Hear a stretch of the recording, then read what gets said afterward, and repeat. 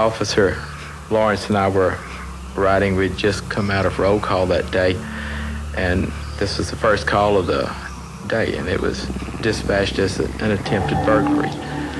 And we were advised to meet the complainant near the tennis courts at the Broadmoor Plantation Apartments. And it was some distance from where you had to park to get to the apartment. And we walked up, and I looked at the door, and there was a couple small scratches on the door near the lock, but it didn't appear to have been pried open or anything. And the door was still locked. Entering through the back door, Steve and his partner, Linda Lawrence, found no one on the first floor. They walked up this staircase to the second floor, which seemed clear, too. At the end of the hall, there was just one more room left to check. Back up, back up. What are you doing in here? Back up, back up. Calm down, buddy. Back up, calm down. Back up. Calm down. Why don't you just kill me and get it over with? I told him that we weren't there to kill anybody. We were just going to find out what's going on. As I began to talk to him, then he just lunged forward. And I saw him coming, and when I did, I tried to stiff arm him and fend him away. But he just seemed to break through everything, and he grabbed my gun. And when he did, he pulled it, and it tore the holster open. I let my hand slide down, and I took a grip on the cylinder of the revolver, and I held it tight so he couldn't pull the trigger. And I tried to wrestle the gun away from him. And I remember looking back to Linda, who she'd stepped up and drawn her weapon at that time, and I told her, "I can't get my gun from him. I think you're gonna have to shoot him." Now I could feel the pressure from her gun hit me like kind of behind the head, and instantly when she fired the shot, blood and meat splattered all over. He started fighting harder, and I still couldn't get the gun back. And from that shot, the blood and all had gotten all over my hand and the gun, and it kind of got between my hand and the cylinder, and it was slipping. He started firing off shots with my weapon.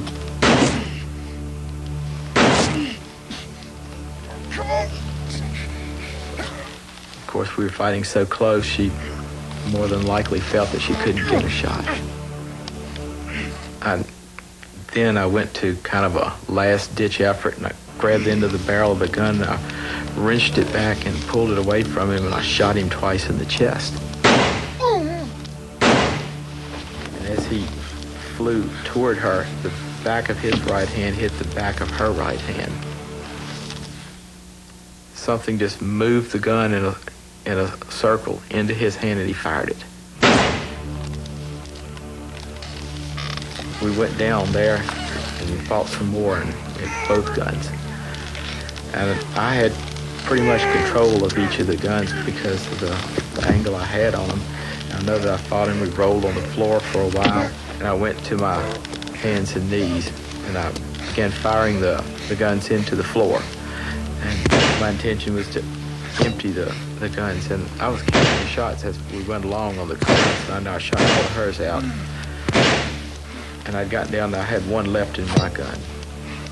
And he then threw me and rolled to the floor again, and I picked up her gun. I tried to throw it out of the window of the apartment. And he hit me about the time I threw it, and the gun hit the wall.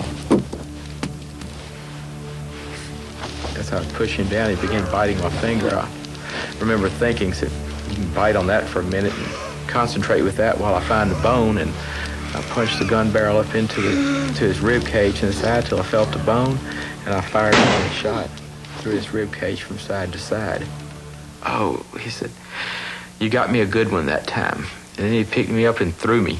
I looked up, and he was getting up, and he was coming at me again. And I remember I pointed my revolver at him then, and I clicked it several times and saw that it really was out of bullets. When he was about halfway to me, I just attacked him, and I beat him with my pistol. That's when I went over and I jammed myself into the corner of the room behind the door, and I was going to try then to reload, and I turned my revolver over and dumped the empty shells out, and he began hitting me with something. I assumed it would be the tire tool. I felt it was something hard, and he hit him on the back and the neck and the head. I remember tucking my revolver up under my left arm, and I fired at him, and I saw the round hit him kind of in the solar plex area. And that made him step back, and he staggered for a moment, and I stood up, and I grabbed him by the hair on the front part of his head, and I pulled him down to his knees, and I laid the gun barrel on his head, and I fired around through the top of his head. And I remember looking at it and seeing a hole through his head. So I pushed him back, and he fell to the floor, and I stepped back against the dresser and to take a breath first, and I looked up, and he was getting up again. And I found it kind of hard to believe that he was getting up again, but he really was.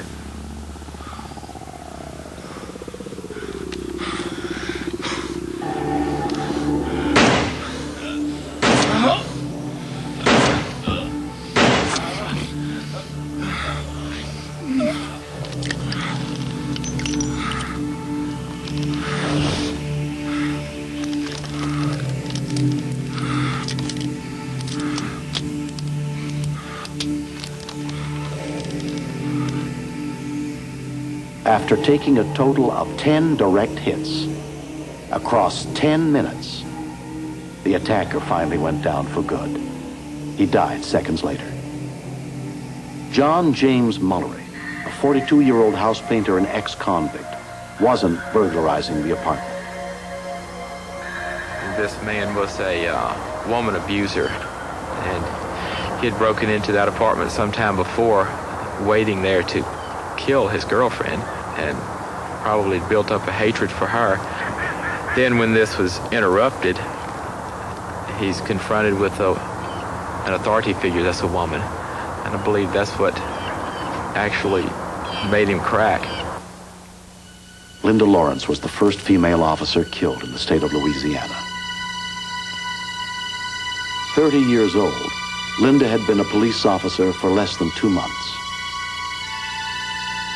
Steve had been her partner and training officer for less than 2 weeks.